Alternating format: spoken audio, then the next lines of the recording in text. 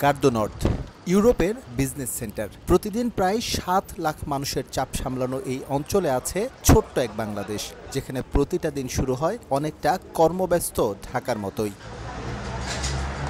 প্যারিসে বসবাসরত অধিকাংশ বাঙালির রুটি রুজির এই কেন্দ্রে যেমন আছেন খেটে খাওয়া বাঙালি, ঠিক তেমনি আছেন ক্ষুদ্র ও মাঝারি ব্যবসায়ী। হাজার মাইল দূরে হলেও দেশের অর্থনীতির সঙ্গে আছে যাদের নিবিড় সম্পর্ক। তৈরি পোশাক শিল্পের পর বাংলাদেশের অর্থনীতিতে গুরুত্বপূর্ণ অবদান রাখে প্রবাসী আয়। তবে রাজনৈতিক অস্থিরতার জন্য সম্প্রতি দেশে টাকা পাঠাতে বেঁকে বসেন তারা। অন্ধকার দূরে ঠেলে নতুন বাংলাদেশের দায়িত্বে ডক্টর মোহাম্মদ ইউনূস। এই নোবেল ম্যানেই ভরসা প্রবাসীদের। গত কয়েকদিন আগে আমরা ওয়াদা করেছিলাম দেশে আর রেমিটেন্স পাঠাবো না।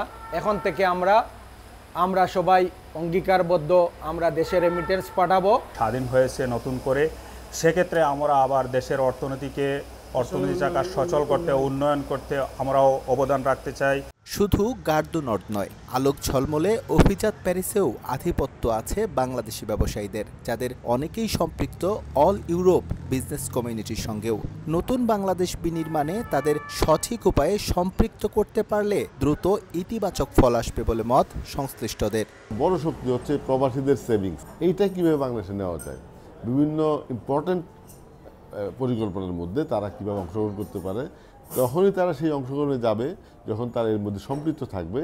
তাদের কাছে কেউ জবাবদিহিতা করার জন্য সামনে থাকবে এবং তাদের আস্থার মানুষগুলো বাংলাদেশের প্রশাসনের সঙ্গে একসঙ্গে কাজ করার সুযোগ পাবে।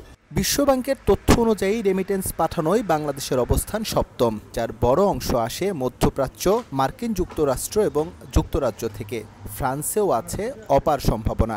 উপযুক্ত পরিকল্পনায় এই সুযোগ কাজে লাগানোর আহ্বান ব্যবসায়ীদের। এস এম ইকবাল, সময় সংবাদ, প্যারিস।